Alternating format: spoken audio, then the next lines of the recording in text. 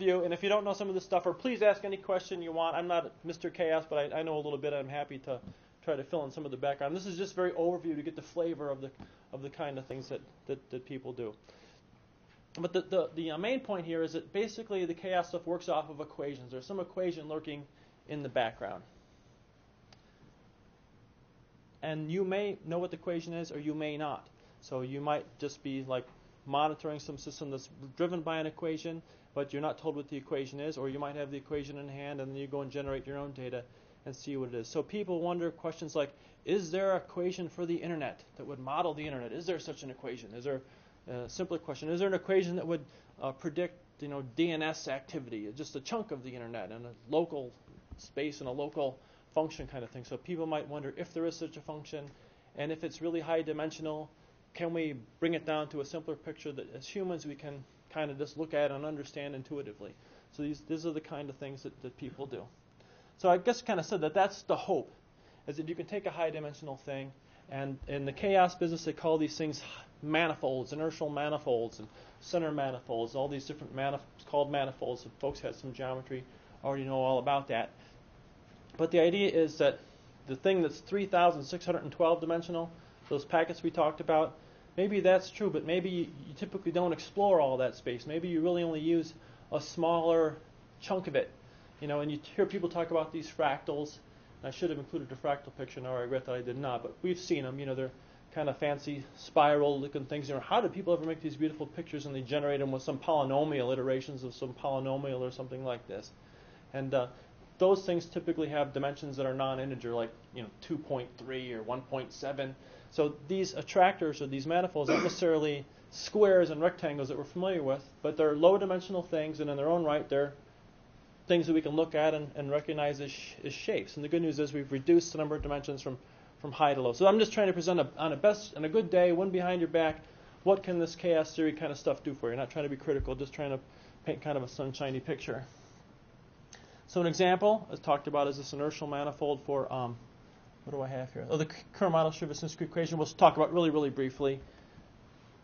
And another example is this Henon map, which just is a standard one when you take your first year course in chaos stuff. This is the one that'll show up, and I'll show you pictures of that now.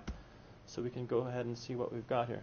Okay, I like to call it the erotic croissant. And I don't know if those dots are showing up, but the purple lines are kind of pointing to the first 100 dots. So if you watch this thing as a time series, and you're saying, okay, I'm going to watch this, I'm going to go ahead and observe this system, whatever it is. I'd see a dot maybe down on the lower right, and then a dot on the upper right, and they just kind of pop around like popcorn. And I might think, this is a totally random, bizarre thing. There's no structure here whatsoever. I might as well just be looking at the uniform measure on the plane. But when you go ahead and you look at 500 points, you can kind of see some sort of a shape starting to occur. And at 1,000 points, you get even more of the shape. And at 5,000 points, there's even more. You can kind of see that it is something. It's not something that we'd call a line exactly. It's like 1.23 something dimensional. It's one of these fractal type dimension things. But certainly it's not a random thing. I mean, there's a definite geometry to it there.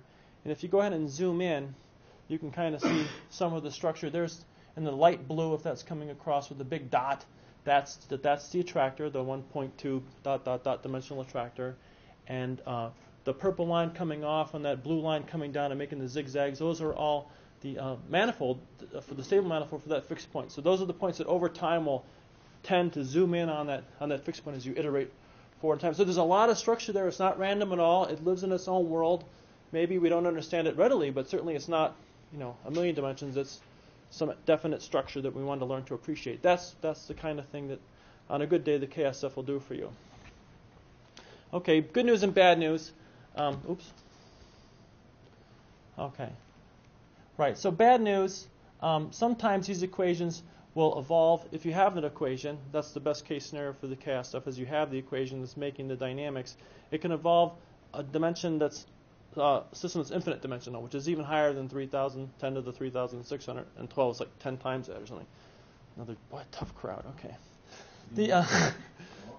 The good news is that this Cyprian Foyas has proved a theorem on inertial manifolds that if conditions are right, that the dynamics does indeed lie not on an infinite dimensional thing, but on a finite dimensional thing. And then the game is to run around and find out what are the names of those modes. And so if I want to understand the dynamics of this large dimensional thing, if I watch the right modes, I've simplified the problem for myself.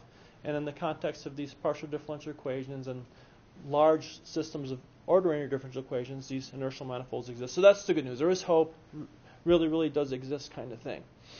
So here's kind of a picture of how that goes. Here's a high-dimensional Hilbert space for those solutions. So there's two solutions, and they're kind of nearby each other in this Hilbert space, and we project onto the low-dimensional modes, which are few in number, say like 5 or 6 or 7 or something like this. And the rest of the dynamics are these high modes, which is infinity minus 7, which probably is still quite a few. And if there's this thing called a squeezing cone, which says that the low-dimensional modes stay closer over time than the high-dimensional modes stay closer, then we're going to get this inertial manifold. So that's kind of the good news. The bad news is that he gives the people like to use the word slave, that the high modes are slaves to the low modes, that whatever the low modes do, there's some graph that ties the dynamics of the high modes to whatever the low modes do. So I do this, and half of the infinity of the modes do that, and the other low mode does something, the other half of the infinity, tough crowd, does something else. So and that's the good news, but it doesn't tell you what the graph is. It's not really constructive. So the bad news is, what was that graph again? So it exists, but then, So there's lots of methods for finding approximate manifolds, and we're going to talk about that in a little bit. So it's not that it can't be done. But that's sort of the good news, is high-dimensional thing. There's equations behind them, which you may have or you might have to find.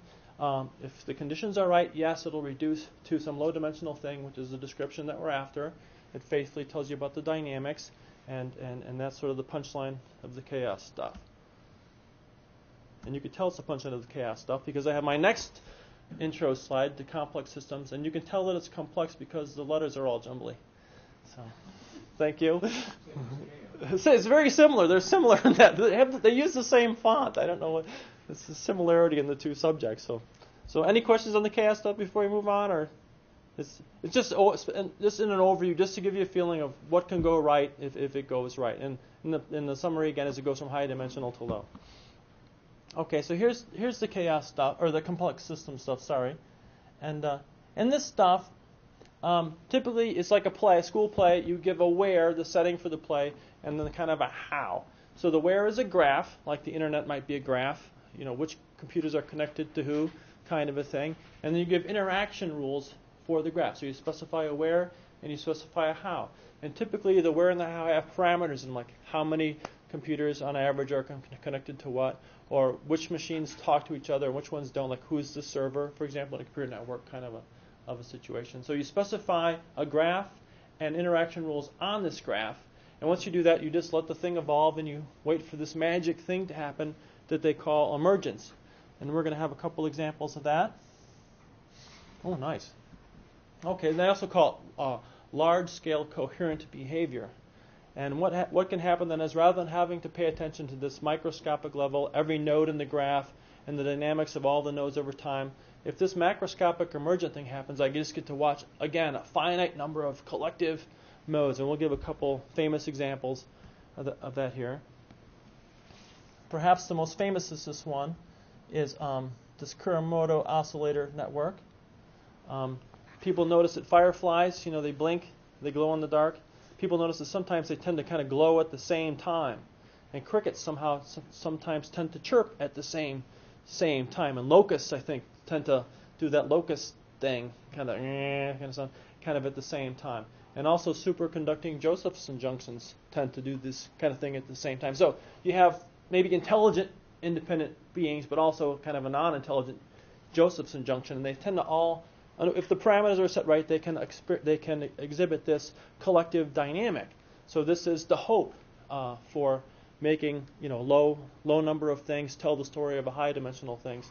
If there's a zillion crickets and they're all chirping at the same frequency, I just need to know about one frequency rather than the zillion crickets. Is based to give the punchline away here.